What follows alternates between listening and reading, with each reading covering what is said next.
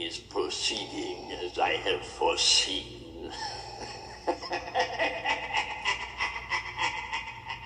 Welcome. Here we are going to go over some of the beginning stories of the Star Wars timeline. Go ahead, like, share, and subscribe, and leave comments, not only for general community involvement, but also so we know what's working and how we can improve.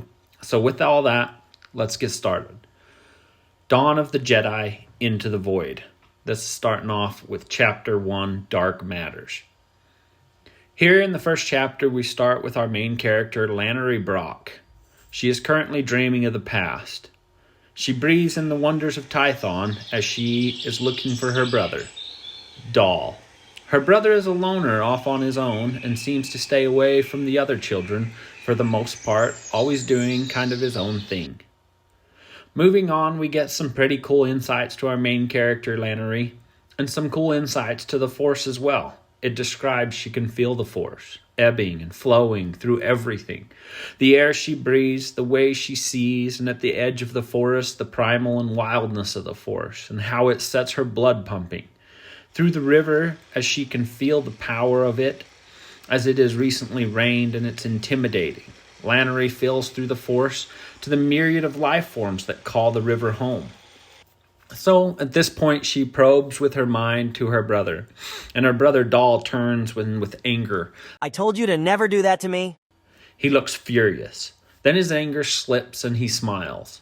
He has been drawing and Lannery looks it over. Right there, her brother destroys it by gouging lines through it without showing emotion. Kind of reminds me of a little psychopath in the making. Carrying on with the story, she awakes to a distant alarm. Rubbing her eyes and massaging the dream away, dear Dahl, she dreams of him often. Probably because she was on her way home to the planet Tython. She has not been home in years, because she is what they call a Jedi Ranger. So they go out on missions in the system, but they find reasons to go home. Many of these reasons include for family, continuous training, debriefs. It all came down to they did not really like being away. And some needed to immerse themselves in the Force-rich Tython. Sounds like Lannery is as strong physically and as she is mentally, for she believes that to be strong in the Force, one also must be of strong body. Here she is doing pull-ups and feeling the Force through her muscles and breathing deep. As a droid interacts with her, it might be specified that this droid is not one that comes with her class of ship. It's a one-off as she's modified it with her own armor so it can handle the possible risky scenarios she will eventually encounter. It's what they call a Hulgarian IM-220 and can communicate with humans as well as maintenance and other stuff. She yells, "Hey, you Iron Hogs better have not awakened me early." Her ship is a Peacemaker class. She picked it over the other class of ships, one of them being called the Hunter class.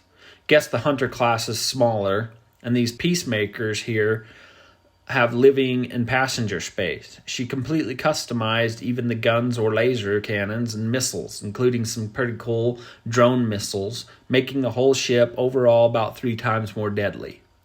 It was her home, and this is how she liked it. She went over some data pads and opened the cockpit view and looked out across the stars. The Force showed her she was a part of something incomprehensibly large. It describes it as a religious epiphany. Moving on, she looks out the window at the close planet Tython, where she would be in a couple of hours. She had been called back to the planet by the Jedi Council, so this means one thing. It means they had a mission for her, and a serious one as they wanted it to be face-to-face.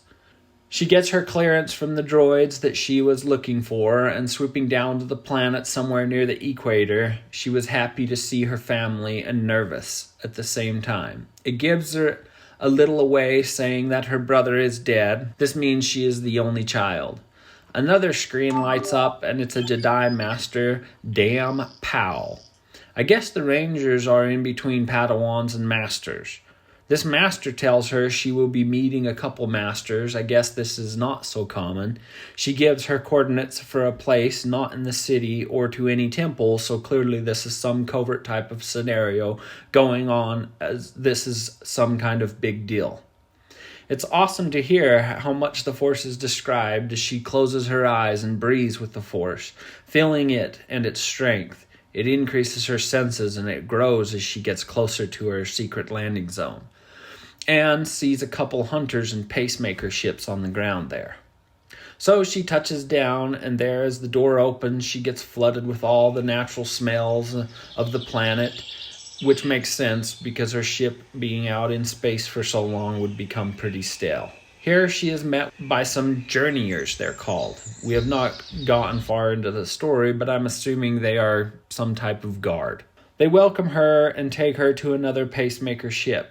There she meets Master La Mi, who has a white long hair and as old as he is wise.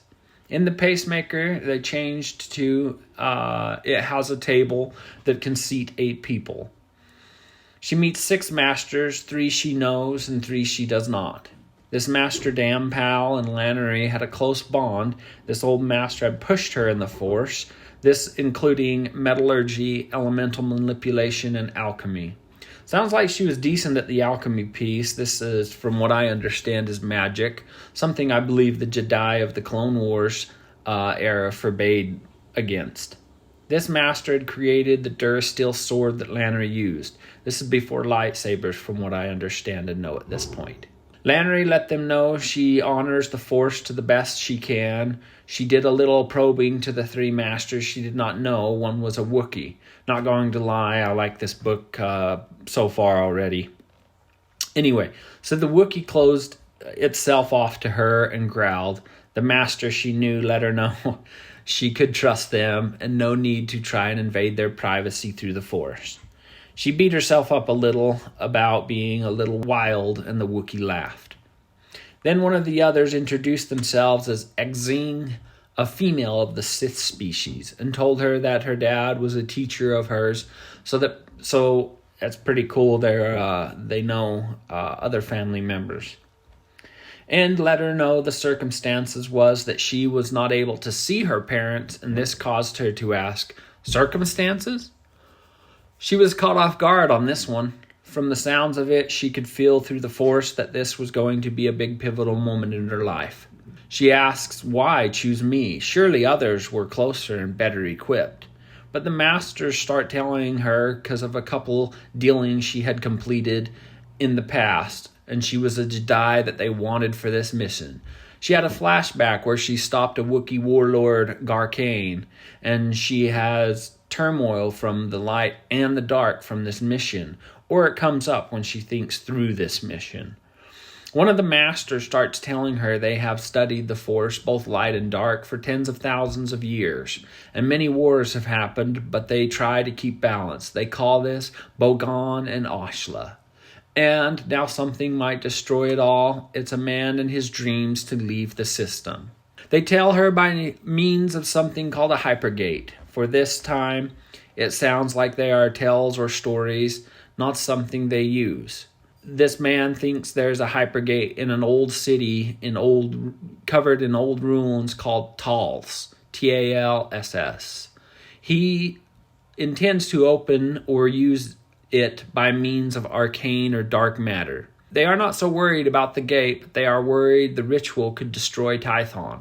They also come out and tell her this man is her brother, and she basically has a massive panic attack, but the Force takes over and settles her. He's dead. He died 9 years ago.